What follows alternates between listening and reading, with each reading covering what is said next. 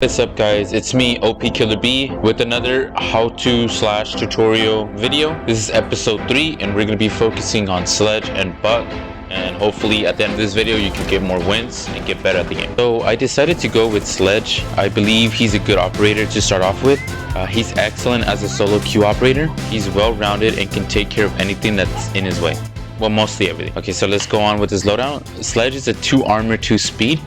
His loadout contains 2 primaries, the M59 shotgun and the L85A2 assault rifle. The L85A2 is such a great primary. It's easy to use. It hits hard with a damage of 47, has a low fire rate of 670, easy for recoil control. For the scopes, you have options to whatever fits your playstyle. As for the secondaries, he has P226 pistol and the SMG11.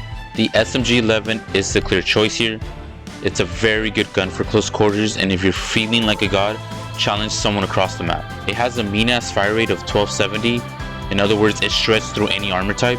Controlling the gun is going to be difficult since the recoil shoots straight up, but with practice you should be able to get the hang of it. To the gadgets, he has 2 options, stun grenades or frag grenades. We are not going to talk about the stun grenades. You always want to bring frag grenades. They come in handy. Frags are needed to flush out opponents holding an angle, a corner, or simply just to destroy a gadget. And finally, Sledge's infamous ability, his hammer. You can use his hammer in any soft breachable surfaces on the map. The hammer has 25 charges before it's no longer usable. In other words, you can use it 25 times before you can no longer breach. If you ask me, that's more than enough to get the job done. Now let's talk about the role Sledge has on the team. When you play as Sledge, you're a soft breacher / fragger, meaning it's your job to breach walls, floors, or hatches that are soft. You're also capable of being a fragger with the loadout you have. As Sledge, pay attention to the map you're playing in, where the site is, as well as the roster of operators your team brings. Are you the only soft breacher in the team? Is there a second soft breacher? Are the hard breachers going to need help? Once you take all this into consideration, go down on the checklist, open up hatches, maybe breach a floor to destroy a bandit battery or a Kaid's electric claw to help the hard breacher open up the map and add more angles that the defenders have to be cautious of. Help your team by destroying gadgets they can't destroy. Doing this helps the team tremendously, making it a lot easier and less stressful to attack. Remember, you can also destroy gadgets with nades. If the gadget is too risky to reach with your hammer, grenades are a great alternative to destroying from afar. We already went through the loadout on how he has a great arsenal for fighting in both long and short engagements. Now let's get more in depth with his ability. What are the pros in using his hammer and the cons? Let's start with the pros. Number 1. Soft walls. You can use the hammer to breach soft walls, floors, or hatches in an instant. It's effective and in some ways stealthy compared to the breaching of Ash, Sophia, or Buck's skeleton key, where you can hear them across the map. So the hammer is somewhat stealthy. Number 2. The hammer can destroy enemies' gadgets in one hit. For example, barricade doors, barbed wire, deployable shields including Goyos, Maestro's evil eye, and Castle's barricades. The other defender gadgets like Melusi's Banshee or Frost Traps, etc. I didn't mention because any attacker can destroy those gadgets with a melee or a bullet. The ones I just mentioned just now are unique to Sledge in removing those gadgets with his hammer. Now, number 3. Vertical pressure. As Sledge, you want to position yourself a level above the defenders where the floor is breachable. Applying this kind of pressure forces defenders to rotate out, or you can catch them off guard and get a free kill. This map consulate. Let's just pretend that the site is in garage and I'm on top of piano. I'm a level above them. Want to make it's going to be next to the piano. That way you can take out any bandit batteries, mute jammers to help the breach. The second one will be next to this big door. That way you can shoot anybody that's hiding behind the white van or the yellow pillar. The third one will be right here on the bathroom doorway. That way you can shoot anybody trying to rotate. Sometimes there's a rotation hole there and you can see someone running into the kitchen doorway. And the last one and fourth one would be in front of this doorway. That way you can shoot anybody that's hiding on the radio or by pipes. These 4 points to breach above them will make all the defenders fall off of garage, making it easier for you guys to execute your push. Now that we have the pros out of the way, I want to talk about the cons. The cons to Sledge, basically there's nothing really that counters them except, you know, like a reinforced wall. You can't breach that with the hammer. When you're making angles on the floor, be wary that the defenders can shoot back. So you have to be on your toes when you breach, and as well, you're also prone to getting C4 from below. So just keep that in mind. Try to move, you know, make a hole here, move from there, go to a different spot, make another hole, and just keep constantly moving until you hear a C4, or if you know that the team is not bringing C4s. The last thing I want to teach you guys is how to cook nades to get a kill from below. I'm not talking about the one where you just throw and you just get a frag or you just get a kill like that. Those are easy, but I'm talking about when you're below the defenders and you want to catch them off guard, to counter that ADS. This is how to cook a nade. You want to find your target, either that's like a kill or destroying a gadget from below, something like that.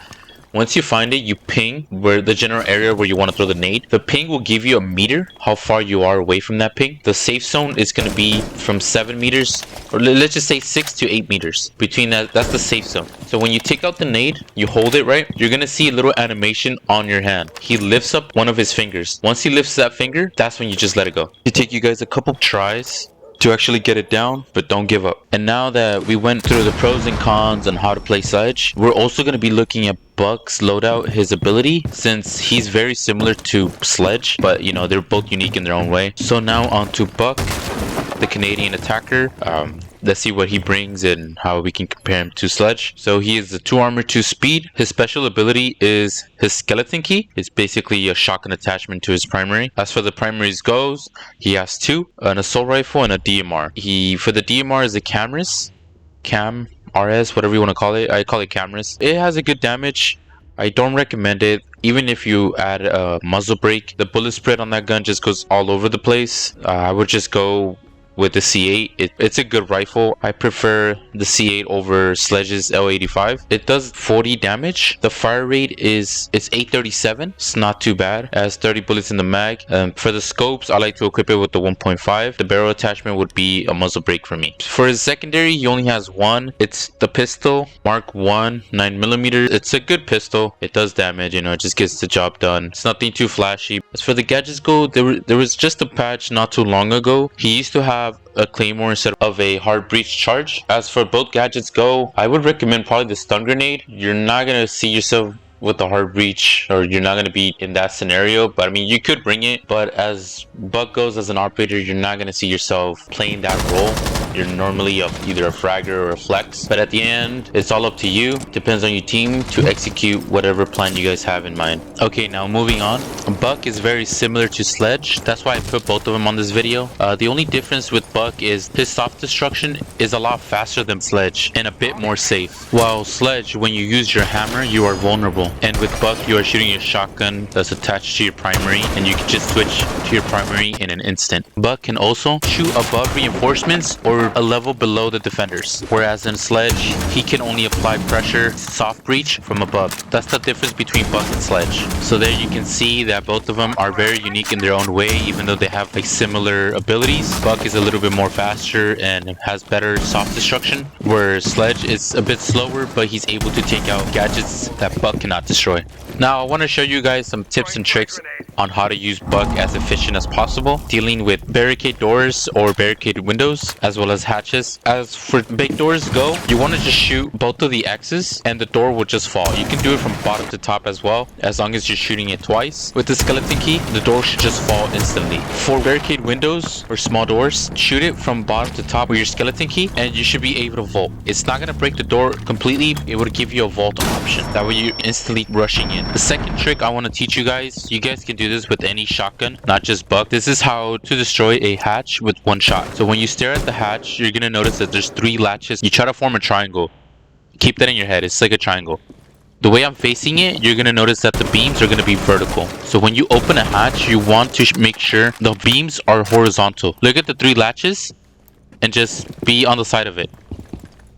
Either on the one that has 1 latch or the other side that has 2 latches. This will give you a 1 shot every time you shoot a hatch. Now for the cons for Buck's ability. There is no cons. It's just a shotgun attachment to his primary. That's his ability. We could get technical and say reinforcements and castle barricades counter him, but those things counter any gun in the game. So Buck has no counter. This is it, how to play an OP Buck or Sledge. I hope this video helped you guys and you learned something new. Maybe got more wins on ranked or unranked. You let me know in the comments below. Go ahead and share it with one of your friends. Thanks for watching, guys. And I want to give a shout out to my friend Louis for helping me on some of the clips on this video. I'm OP Killer B. I'll catch you guys on the next video. Peace out.